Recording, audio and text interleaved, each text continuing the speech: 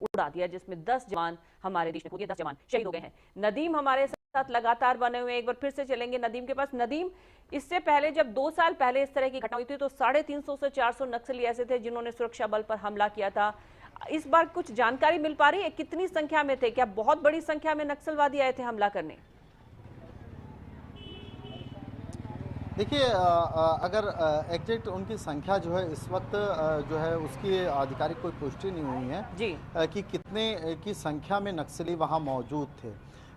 जो टीम अभी वहां गई है ये तफ्तीश पे लगी हुई है। जो इंटेलिजेंस की टीम है वो तमाम तरह की जो है वो जांच वहां पर कर रही है इस वक्त, और जांच के बाद ही क्योंकि आधिकारिक की जो बैठक चल रही है उसमें ये सारी बातें निकल कर आएगी।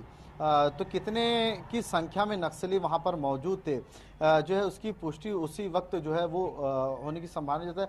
हालांकि 20 से 25 की संख्या में जो सूत्र बता रहे हैं, इनकी संख्या में 20 से 25 नक्सली वहां पर मौजूद थे। हालांकि आधिकारिक जो पुष्टि है वो अधिकारी के बयान के बाद ही जो है साफ हो पाएगी कितने की संख्या में नक्सली वहां पर थे, कब से थे, और इन जवानों को निशाना बनाने का कारण जो है वो क्या था।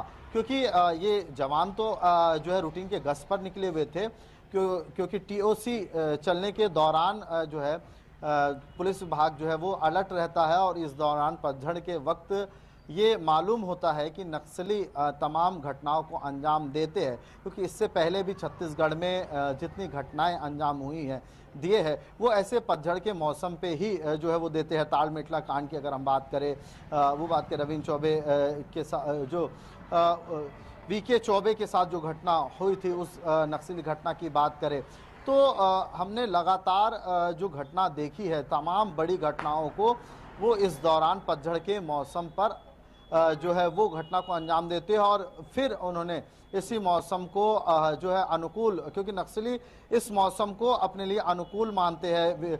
जो उनकी विजिबिलिटी होती है वो क्लियर होती है, तमाम तरह के उनको भागने के लिए जो भागते हैं घटना के बाद उनके लिए वो आसान हो जाती है। तो कहीं ना कहीं इस मौसम का वो फायदा उठा करके जो है इस घटना को यहाँ पर अंजाम यहाँ पर दे करके जो है वो यहाँ पर से भग गए। हालांकि मुठभेड़ भी हुआ था, मुठभेड़ में कितने नक्सलियों को नुकसान पहुंचा है, कौन वहां पर मौजूद थे, कौन उनका बड़ा लीडर मौजूद था, इसकी जो है मीटिंग के बाद ये तमाम बातों से जो है वो पर्दा जो है वो उठने की उम्मीद यहाँ पर जताई जा रही है। नदीम, देखें अगर इसी साल इसी वर्ष जो है विधानसभा का चुनाव भी होना है छत्तीसगढ़ में, और जिस तरीके से नक्सलियों की तरफ से हिमाकत की गई है, लगातार ये संदेश देने की कोशिश की जा रही है सरकार की तरफ से कि व्यवस्था नक्सली सुचारू रूप से चलने नहीं देंगे।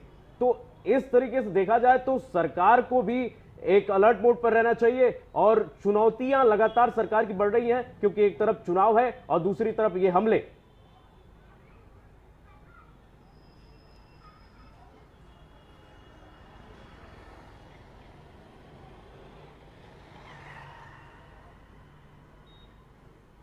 नदीम, आपको आवाज मिल पा रही है? नदीम, आपको आवाज मिल पा रही है? सवाल मेरा यह है कि इस वर्ष जो है विधानसभा चुनाव भी होने हैं छत्तीसगढ़ में। ऐसे में सरकार को दो मुद्दों पर अलर्ट रहना होगा। एक तरफ विधानसभा चुनाव है, उसको लेकर भी योजना बनानी होगी और सुरक्षा व्यवस्था उसके लिहाज से भी करना होगा। दूसरी तरफ ये जो नक्सलियों का हमला है इस पर भी अलर्ट और एक्शन दिखानी होगी सरकार को।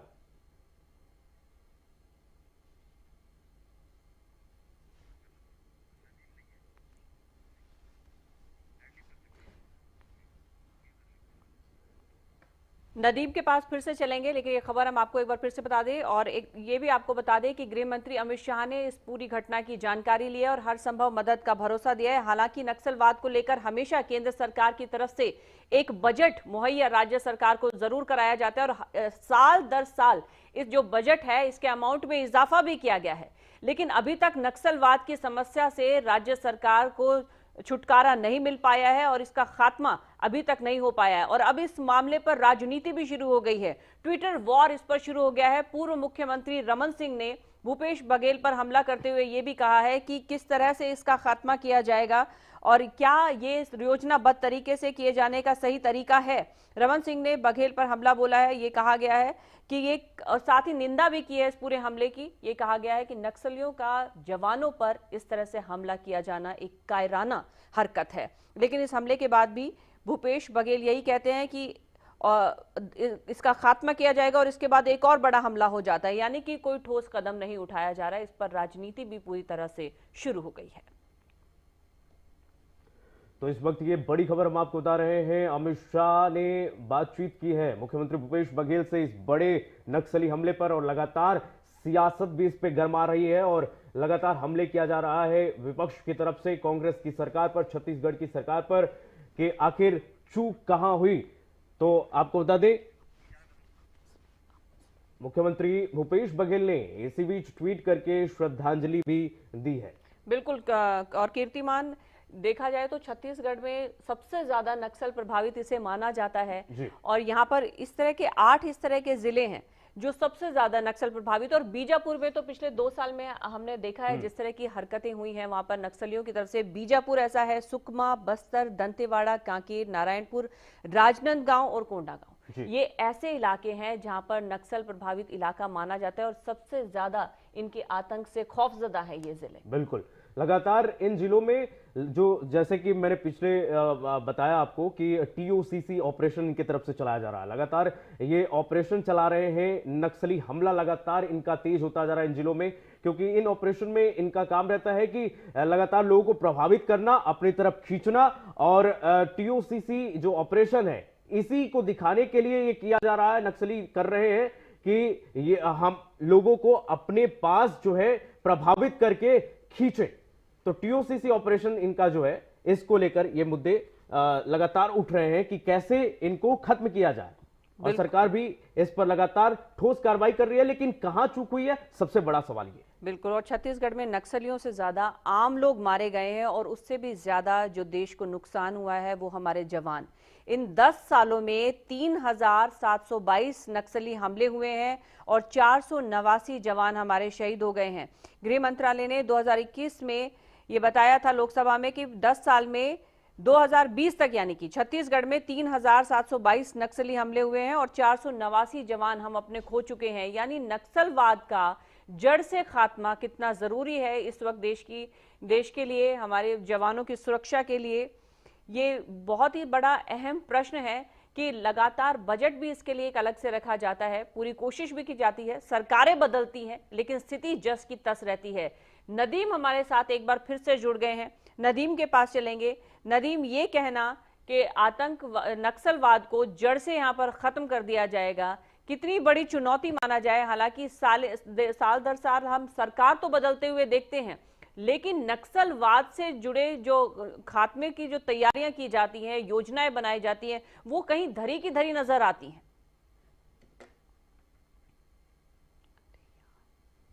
नदीम के पास चलेंगे, नदीम के साथ अभी संपर्क फिर से करने की कोशिश करेंगे। ये इस बीच हम आपके साथ ये तस्वीरें साझा कर रहे हैं जो नक्सल प्रभावित इलाका है दंतेवाड़ा, वहां पर आज जो एक बड़ी घटना हुई है जिसमें हमारे देश ने 10 जवानों को खो दिया है। किस तरह से उनके वाहन पर आईईडी विस्फोट के जरिए हमला किया गया और उनके वाहन को उड़ा दिया गया। ये उसके बाद की तस्वीरें, पूरी सड़क गड्ढे में, एक बड़े गड्ढे में तब्दील हो गई है। उसी से अंदाजा लगा सकते हैं ये विस्फोट कितना भीषण रहा होगा और किस तरह का ये हादसा रहा होगा जिसमें हमारे 10 जवान शहीद हो गए हैं। मुख्यमंत्री भूपेश बघेल ने हालांकि जो शहीद हैं उनके परिजनों के प्रति सांत्वना प्रकट की है, उनके परिजनों के प्रति उन्होंने सांत्वना प्रकट करते हुए ये भी कहा है कि हर संभव मदद उनके परिजनों को राज्य सरकार की तरफ से किया जाएगा। लेकिन जो ये नुकसान है, ये कहा जा सकता है इसकी भरपाई हो पाना बेहद मुश्किल है। जो हमारे देश के 10 जवान की शहादत है, इसे भुलाया नहीं जा सकता और इस पर एक्शन लेने की बहुत जरूरत है। आमतौर पर हिमांशु देखें तो केंद्र और राज्य सरकार द्वारा नक्सल प्रभावित क्षेत्रों पर इतना पैसा खर्च किया जाता है कि अगर इस पैसे को सही तरीके से, समुचित ढंग से अगर खर्च किया जाए तो इन जो क्षेत्रों का तस्वीर जो है वो बदल सकता है। लेकिन ऐसा होता नहीं है, लगातार जो है नक्सली इन क्षेत्रों में अपना दबदबा बनाए रखते हैं और कहीं ना कहीं जो उनके विरुद्ध में आवाज उठाता है उनको वो मार देते हैं। लगातार इस तरीके से देखने को मिल रहा है एक साल पहले भी हम 3 अप्रैल 2021 में जो हमारे जवानों पर हमला किया गया था, उसमें हमारे 22 जवान शहीद हुए थे। और अब देखिए बीजापुर में एक हफ्ते पहले ही कांग्रेस के विधायक पर जो हमला किया गया था, वो भी इस बात का तस्दीक है कि सत्ता को सीधे चुनौती देते हैं नक्सली। और ये हमला जो 2023 का सबसे बड़ा हमला माना जा रहा है, जिसमें हमारे 11 जवान शहीद हो गए हैं। नदीम के पास एक बार फिर से चलेंगे। नदीम हमारे साथ जुड़ गए। नदीम, जिस तरह से आज की वारदात को अंजाम दिया गया और पिछले भी हम हमलों को अगर याद करें पिछले 2 सालों में, पैटर्न इनका बिल्कुल नहीं बदला है। बिल्कुल उसी तरीके से विस्फोट करके पुलिस की जो वाहन है उसको आज भी निशाना बनाया गया, उसी ढर्रे पर चलते हुए। देखिए, क्योंकि चुनावी वर्ष है और नक्सलियों का अगर हम देखें तो रक्त रंजित इतिहास रहा है। हमेशा से चुनाव से पहले वो बड़ी घटनाओं को अंजाम देते हैं, अपनी मौजूदगी का एहसास दिलाते हैं। अगर हम पैटर्न की बात करें तो नक्सलियों का पैटर्न आज भी वही पैटर्न है जिस पैटर्न से वो हमेशा वार करते हुए नजर आते हैं। क्योंकि इससे पहले भी हमने देखा कि जब भी वो ब्लास्ट करते हैं तो उस रास्ते में जो है वो जो है एडी लगाते हैं या वो बारूद जो है वो लगाते हैं जहां से जिसको टारगेट करते हैं। हालांकि जो है उनका वार करने का तरीका नहीं बदला है और उसको आधुनिक जो है वो करते गए हैं, वक्त के साथ देखा गया। हालांकि जब जो है सड़क निर्माण होती है तो उस दौरान जवानों की तरफ से जो है कई जब जो निर्माण किया जाता है तो जब वो कुकर बम, प्रेशर बम या इस तरह के जो ईडी आईडी जो ब्लास्ट होते हैं वो जब बरामद होते हैं तो उसको डिफ्यूज भी किया जाता है। हाल ही में जो है वो पाया गया था, जो है वो जवानों को मिला था, उसको जो है उन लोगों ने जो है डिस्पोज किया। तो कहीं ना कहीं अगर हम देखें तो नक्सली अपने पैटर्न को वक्त के साथ बदले नहीं है, मगर उसके जो है तरीके में थोड़ा बदलाव करते हुए उसको आधुनिक में उसमें नए तरीके से जो है विस्फोटक सामग्री का इस्तेमाल करना, जो है वक्त के साथ नए जो है हथियारों का इस्तेमाल वो करते हैं और इसमें कहीं ना कहीं जो है लगातार हम देखें तो जवानों की शहादत होती हुई नजर आई है। 2 सालों में हमने कई ऐसी घटना को देखा है जो इसी पैटर्न में जो है वो वार करते जो है हमेशा नजर आते हैं और इस वार से वो कामयाब भी होते हैं। तो इस पैटर्न को किस तरह से ध्वस्त करना है, इसके लिए भी एक बड़ी रणनीति बनाने की जरूरत है। हालांकि मैं 2023 के चुनाव का भी जिक्र कर रहा था क्योंकि नक्सलियों का जो इतिहास है वो रक्त रंजित इतिहास रहा है। हमेशा वो जो है चुनाव के पहले जो है वो खून से जो है वो लथपथ जो है वो करते हैं। लाल आतंक जो है वो कहीं ना कहीं अपना छाप छोड़ता हुआ यहाँ पर दिखता है और यही देखें कि सुरक्षा बल जब भी सर्चिंग पे निकलते हैं तो वो अपने जो है रणनीति के तहत उनको नुकसान पहुंचाते जो है रहते हैं। और हमने ये भी देखा है क्योंकि सिलसिलेवार तरीके से हमने देखा कि 3 भाजपा के नेताओं को जो है पिछले दिनों जो है 10 फरवरी को नारायणपुर बीजेपी के उपाध्यक्ष की हत्या यहाँ पर कर दी। उसके बाद 11 फरवरी को दंतेवाड़ा में नारायणपुर में जो है सरहद पे बीजेपी के नेताओं की हत्या। उसके बाद अभी हफ्ता भर पहले कांग्रेस के विधायक को जो है नक्सलियों ने जो है वो जो है निशाना बनाया था। हालांकि नुकसान कुछ नहीं हुआ, वो अपनी जान बचाकर वहां से निकल गए। तो नक्सली जब भी ये टीओसी होता है तो उस दौरान किसी बड़ी घटना को अंजाम देते हुए नजर आते हैं। नक्सली हथियार आधुनिक जो इस्तेमाल करते हैं, लेकिन इनका जो पैटर्न होता है वो गुरिल्ला वार होता है। वो छुप करके ऐसा वार कर देते हैं जिसकी उम्मीद भी नहीं की जा सकती। और अभी तक के हमने देखा है कि हमने तमाम चीजों का सर्च किया, हमने तमाम चीजों पर रिसर्च किया है, तो इस पर भी रिसर्च करने की आवश्यकता है कि नक्सली जिस तरह से गोरिल्ला वार करते हैं, जिस तरह से छुप करके इन बड़ी घटनाओं को अंजाम देते हैं, तो उसको किस तरह से नाकाम किया जा सके, इस पर भी जो है मंथन के साथ हमारे जवानों को मैदान पे उतारने की आवश्यकता है, जिससे नक्सलियों को तो नुकसान हो, हमारे जवानों की जो लगातार शहादत हो रही है। जो बस्तर की बात करें, छत्तीसगढ़ लाल आतंक के जो है खून से लथपथ होता नजर आता है, इससे कहीं ना कहीं बचा जा सके। और कई बार इस तरह के मामलों पर जब एक्सपर्ट जो है बात कहते हैं उस पर भी अमल नहीं करना कहीं ना कहीं एक बड़ी चूक है। हालांकि शुरुआती जो बात है उस पर चूक की बात यहाँ पर सामने आ रही है किस तरह की चूक हुई है इस घटना में, किस तरह से हमारे जवानों के साथ चूक हुई है, जो LIB है, IB है, जो नाकामी है वो फिर यहाँ पर सामने यहाँ पर आ रही है। और कब तक इस तरह से नाकाम होते रहेंगे, कब तक इस तरह की जवानों की शहादत होती रहेगी, और कब तक जो है बस्तर रक्त रंजित जो है हमारे जवानों की शहादत से होता रहेगा, ये बड़ा सवाल अभी भी बना हुआ है। क्योंकि जब भी जवानों की शहादत होती है, नक्सली कोई बड़ी घटना को अंजाम देते हैं, तो बैठकें तो लगातार होती है, बैठकों का दौर लगातार चलता है, मंथन होता है, लेकिन उसका रिजल्ट जो है वो कहीं ना कहीं मैदान पर नजर नहीं आता। तो उस पर भी जो है यहाँ पर मंथन अभी हो रहा है। मंथन के बाद देखते हैं कि किस तरह की रणनीति बन करके उनके मान पे घुस करके इस शहादत का जो है वो बदला, जिस तरह से राजनीतिक बयानबाजी है।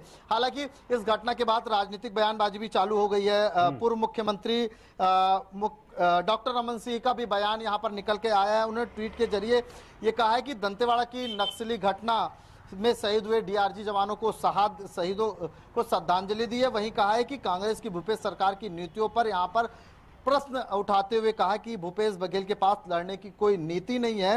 उन्होंने जो है तंज कसते हुए कहा है कि कागज के शेर दाऊ भूपेश बघेल मंचों पर ही आक्रामक नजर आ सकते हैं। मैदान में लड़ाई लड़नी होती है, वहां न तो उनके पास नीति है न नेतृत्व है। इस तरह से पूर्व मुख्यमंत्री डॉक्टर रमन सिंह ने तंज कसा है। पूर्व विधानसभा अध्यक्ष धर्मलाल कौशिक ने भी जो है इस पर जो है सरकार पर सवालिया निशान उठाते हुए शहीद जवानों को श्रद्धांजलि यहाँ पर दी है। तो देखिए, घटना के बाद अब राजनीतिक बयानबाजी भी जो है वो शुरू हो गई है, बिल्कुल यहाँ पर जो है शुरू हो गई है। बिल्कुल ठीक कह रहे हैं आप। और लेकिन इन सब के बीच में ये तो माना जाएगा कि हमारे देश में जो सबसे बड़ा नुकसान आज का ये है कि 10 जवान हमारे देश ने खो दिए इस पूरे नक्सली हमले में। नदीम, बहुत बहुत शुक्रिया आपका इस तमाम जानकारी के लिए।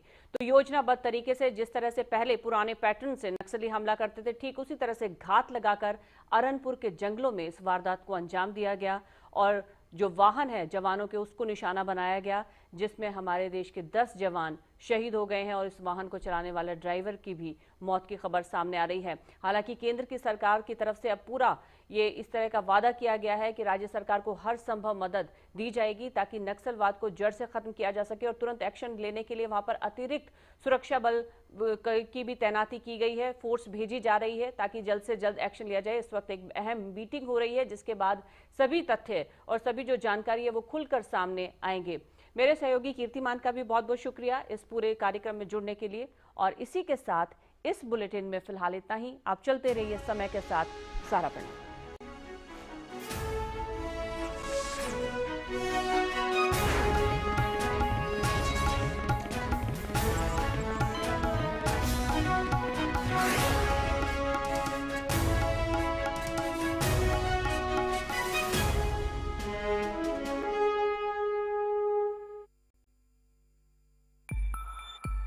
छत्तीसगढ़ में पुरानी पेंशन स्कीम बहाल। न्याय की नींव पर छत्तीसगढ़ सरकार के लिए जनहित है सर्वोपरि, इसलिए छत्तीसगढ़ सरकार के साथ है सभी का भरोसा भी। इसका एक और सबूत है छत्तीसगढ़ में 97% सरकारी कर्मचारियों द्वारा पुरानी पेंशन स्कीम के विकल्प का चुनाव करना। जब से नई पेंशन स्कीम आई तभी से छत्तीसगढ़ के सरकारी कर्मचारी इसका विरोध कर रहे थे। कारण नई पेंशन स्कीम में न ही पूरी पेंशन के प्रावधान है, न ही परिवार पेंशन और महंगाई राहत की सुविधाएं हैं। वहीं पुरानी पेंशन स्कीम सुरक्षित भविष्य सुनिश्चित करती है। छत्तीसगढ़ की संवेदनशील सरकार ने सरकारी कर्मचारियों की तकलीफ और भय को समझते हुए पुरानी पेंशन स्कीम लागू करने का फैसला किया। पुराने पेंशन लागू